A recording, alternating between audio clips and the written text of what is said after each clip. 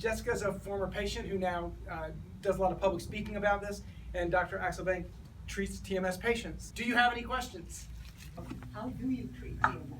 I actually treated it myself. Once I heard about Dr. Sarno's work, and a friend recommended that I read one of his books, one of his 4 books, Healing Back Pain. I got better in the time it took me to get halfway through the book. So because I was so shocked that the 20 doctors in nearly every field that I was seeing for my 20 plus chronic symptoms that had me crippled to the point where I used to be a professional dancer and aerialist, I couldn't walk, let alone I was too unhealthy for surgery. I needed multiple surgeries for back, hip, intestines, but I couldn't get them because I was having what they thought were heart attacks and seizures. It became overwhelming. But a friend said, you really need to read this book. I read it and I started having nearly every symptom at once. While lying down, one moment I was fine, next moment I feel like, oh my God, I'm having a heart attack, and my back's out, and then I'm dizzy. Wait a minute, what changed between 10 seconds ago to now? I'm thinking about the fact that I had a steroid epidural injection with no relief, and I'm upset about it. And he's saying in this book that that doesn't have good statistical benefits, and I'm angry about it. And that's why I have 20 symptoms at once in bed.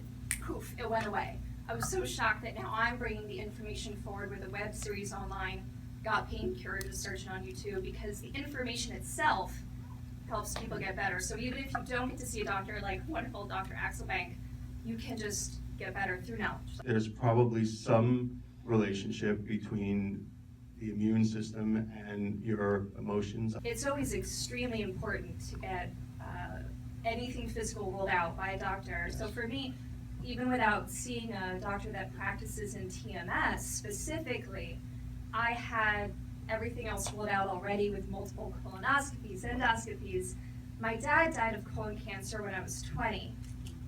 Right after that, I started having intense colon pain. For 6 years, this developed into intense colon bleeding, and they thought I might need a resection, or doctors were saying, you might have colon cancer, but it's fine.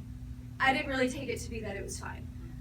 It certainly didn't feel that way, and fear is a huge element with this. And then I actually ended up being diagnosed with Crohn's disease after a CT scan showed specific findings. Yep, you have Crohn's disease. Well, it's completely gone now because all of the stress and tension is gone. But that being said, it's all kind of different depending on the person. Definitely rule out any condition, but it does get worse when you add stress and components into that. And like you said, with the mimicking symptoms when a family member has a health issue, and then I started mimicking symptoms of colon cancer because of the loss of my dad, that really plays into it. And your immune system is entirely connected to your emotions and your intestines. So I think Dr. Sarno would point out that, and the science points out that a ligament tear is different than a herniation. A herniation shows up as an abnormality, but it actually doesn't. There's a lot of data that shows they don't really correlate. But as he says in the movie, if you tore your Achilles tendon, then it should heal at a certain point. It'll hurt when you've torn it, and you can probably bring down the pain by being conscious of what's going on and however you deal with pain. But then the body does have the ability to heal itself. So there shouldn't be pain continuing unless that's where maybe it chooses to stay and to distract your attention. Yeah, I would want to add that there's a difference between acute pain and chronic pain. as also was shown in the documentary, some statistics about how many people have herniated discs without pain and how many people have pain with herniated discs. I have 4 levels of herniated discs, 2 cervical, 2 lumbar, completely torn cartilage in both hips, torn cartilage in both knees, stress fractures in both feet, and I'm fine.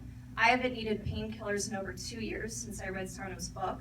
I could go back to dancing, but now I'm more passionate about pursuing this because it's such a hard endeavor to do and why more people need to see this documentary.